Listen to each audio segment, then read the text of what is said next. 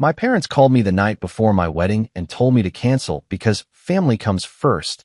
Turns out they wanted my venue and date for my sister's engagement party. I didn't argue. I just smiled, canceled everything, and disappeared.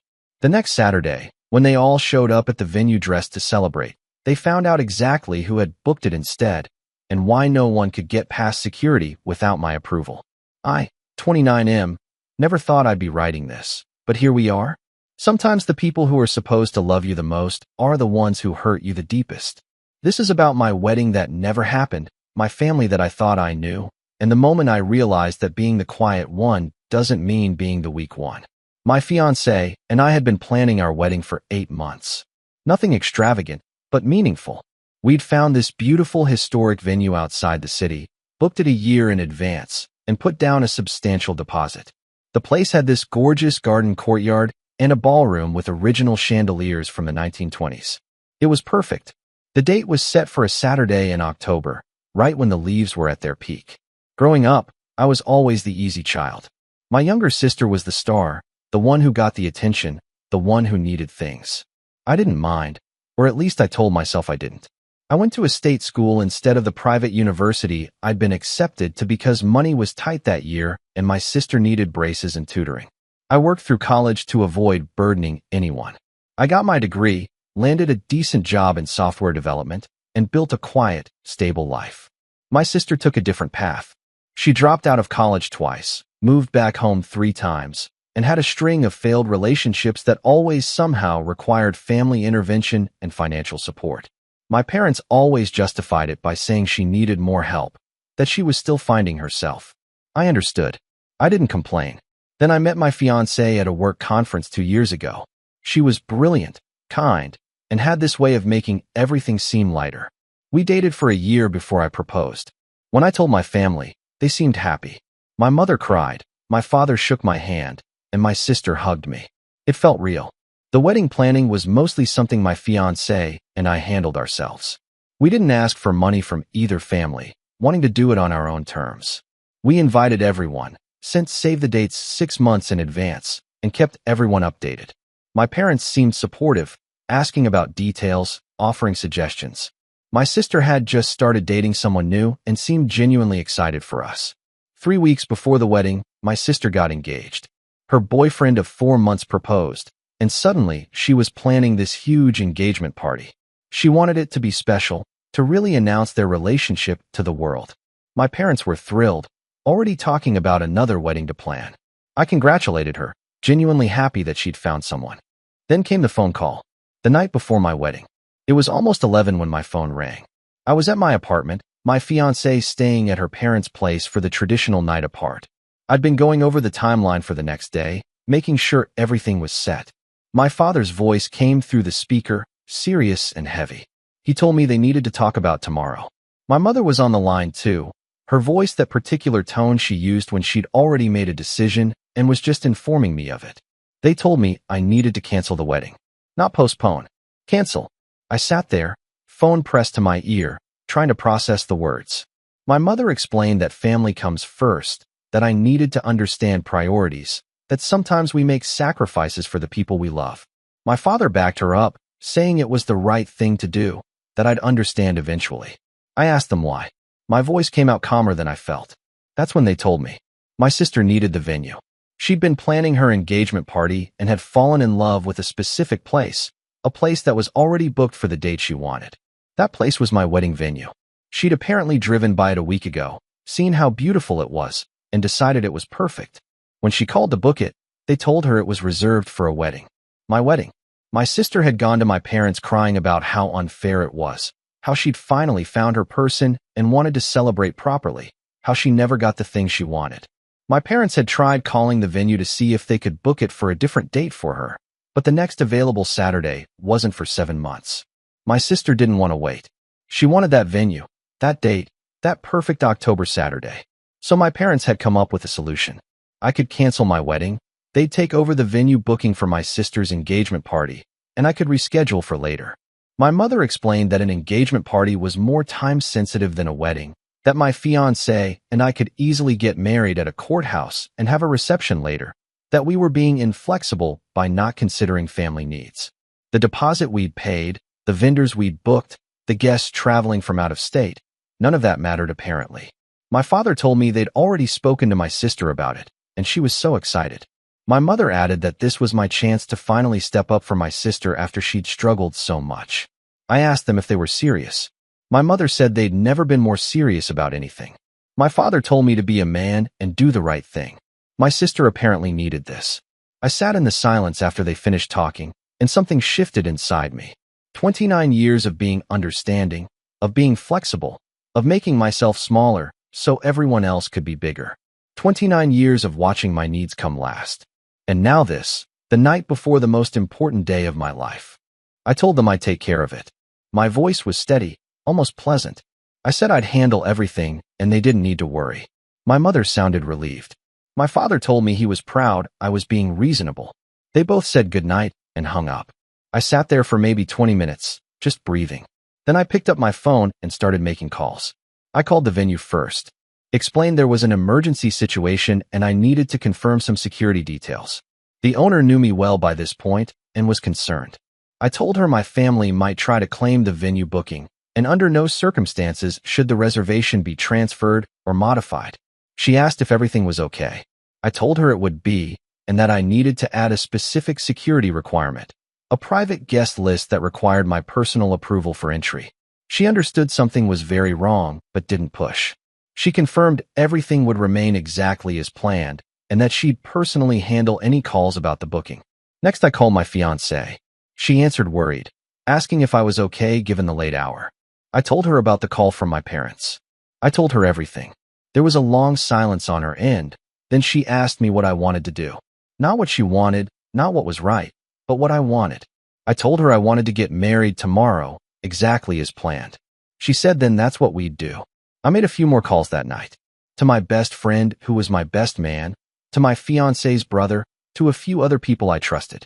I explained the situation briefly and told them there might be some drama, but to proceed as planned. Everyone was supportive, several expressing anger on my behalf, but all agreeing to follow through. The next morning, I woke up and got ready for my wedding. I put on my suit, fixed my tie, and headed to the venue. My phone was blowing up with messages from my parents asking for confirmation that I'd canceled, from my sister asking when she could go see the venue for her party. I didn't respond to any of them. The wedding was beautiful. My fiancée looked stunning. My friends were there, her family was there, and everyone who actually cared about us was there. My parents, my sister, and a few of their friends who'd been invited weren't there, obviously. We said our vows in that garden courtyard under the October leaves, and it was perfect. The venue owner had stationed extra security at the entrances, just in case. We had our reception, danced, celebrated, and never once did I think about the people who weren't there. For the first time in my life, I was exactly where I was supposed to be, surrounded by people who valued me. The calls and messages kept coming throughout the day. First confused, then angry, then panicked. I turned my phone off after the ceremony and didn't turn it back on until we were at the hotel that night. The next week, while my wife and I were on our honeymoon, the real fallout happened. The following Saturday arrived, exactly 1 week after my actual wedding. My parents, my sister, her fiancé, and about 40 of their friends and extended family members all showed up at the venue dressed in their party clothes. My sister had apparently sent out invitations to her engagement party, including the venue address and date. She'd ordered catering through a different company, hired a DJ, and planned this whole elaborate celebration. According to my best friend who heard about it from a mutual connection, they all arrived around 6 in the evening expecting to walk into a decorated venue ready for a party. Instead, they found the venue hosting a charity fundraiser, a fundraiser I'd arranged and paid for the previous week. I'd contacted a local children's hospital foundation that my wife and I had discussed supporting. I'd offered them the venue space for their annual gala, completely free, on that specific Saturday. All they had to do was provide their own guest list, and security would ensure only approved attendees could enter. When my family showed up, security stopped them at the entrance. My sister apparently tried to explain there was a mistake, that this was her venue, her party. The security guard checked the list, confirmed none of their names were on it, and politely turned them away. My father apparently demanded to speak to management. The venue owner came out, recognized him from the wedding photos in my file, and calmly explained that the venue was booked for a private event and they weren't on the guest list. My mother asked about the wedding that was supposed to be canceled. The owner smiled and told her the wedding had gone forward as planned the previous Saturday, and that this weekend's event was also a private booking that had nothing to do with them. My sister reportedly broke down crying on the spot. My parents were furious, demanding to know how I could do this to family.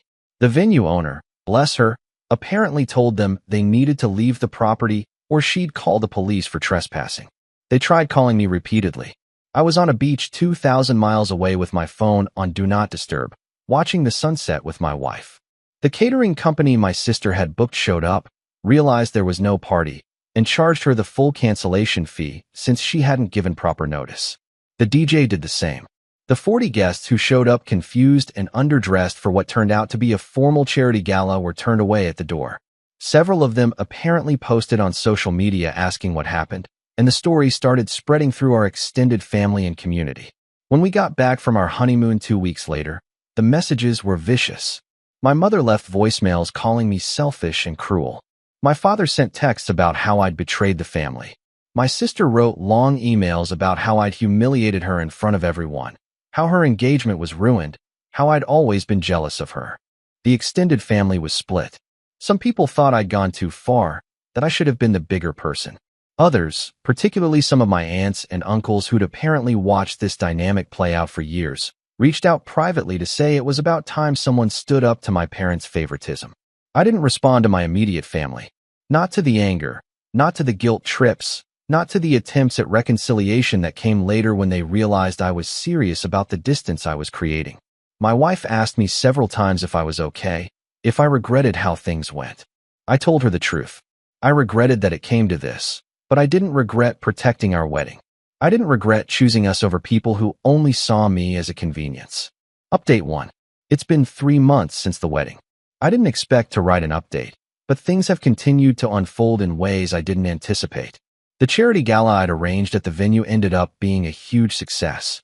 The Children's Hospital Foundation raised significantly more than their goal, and the event got local media coverage. The venue owner sent me a thank you note saying it was one of the most meaningful events they'd hosted. She also mentioned that several people from the gala asked about the generous anonymous donor who'd provided the space. She'd kept my identity private, as I'd requested. My sister's engagement fell apart about 6 weeks after the venue incident. Her fiancé apparently started questioning whether he wanted to marry into a family with this much drama. According to a cousin who's been keeping me loosely informed, the final straw was when my sister wanted him to contribute money towards suing me for emotional distress. He called off the engagement and moved out of state for a job opportunity. My parents blamed me for that too, naturally. More voicemails, more messages about how I destroyed my sister's happiness. I didn't respond to those either. What I didn't expect was the rift it would cause in the extended family. My mother's sister reached out to me directly about a month after everything happened. She apologized for not speaking up sooner about the way my parents treated me versus my sister. She told me stories I'd never heard, about arguments she'd had with my mother over the years about the favoritism, about how she'd watched me fade into the background while my sister demanded center stage. She wasn't the only one. An uncle on my father's side called to tell me he respected what I did, that someone needed to draw a line. A few cousins sent messages of support. It became clear that a lot of people had noticed the dynamic but felt it wasn't their place to interfere. The flip side was the relatives who sided with my parents. A few stopped speaking to me entirely. One aunt uninvited my wife and me from a holiday gathering, saying my presence would upset my parents. I told her I understood and wished her well. My wife and I made our own plans instead. The most surprising development came from my work. I kept the drama mostly private, but my boss noticed I seemed lighter, more focused. During a one-on-one meeting, he asked if everything was okay. I gave him a very abbreviated version, just that I'd had to set some boundaries with family. He nodded, said boundaries were important, and then told me about his own experience cutting ties with a toxic sibling. That conversation led to a promotion opportunity. My boss told me he'd been watching my work and thought I was ready for a senior position that had opened up. The role came with significant additional responsibility and a substantial raise. I accepted. When I told my wife, she cried happy tears. We'd been talking about starting a family, and the financial security made that dream feel more tangible.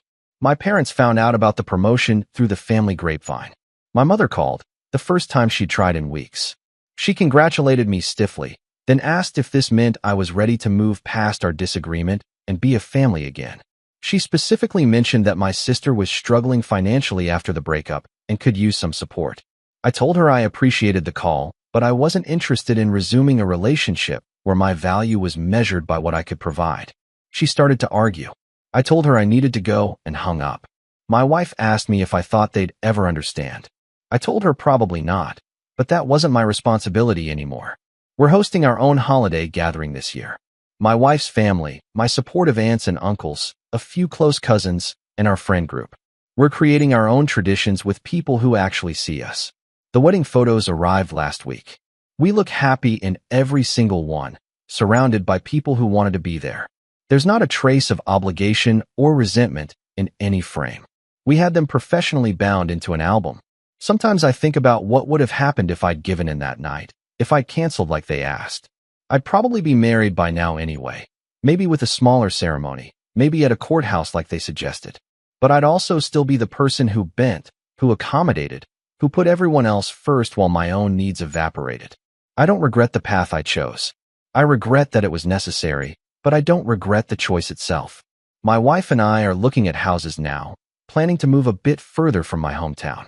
Fresh start, new neighborhood, space to build the life we want. The quiet one isn't quiet anymore. And the family I'm building now is the one that actually matters.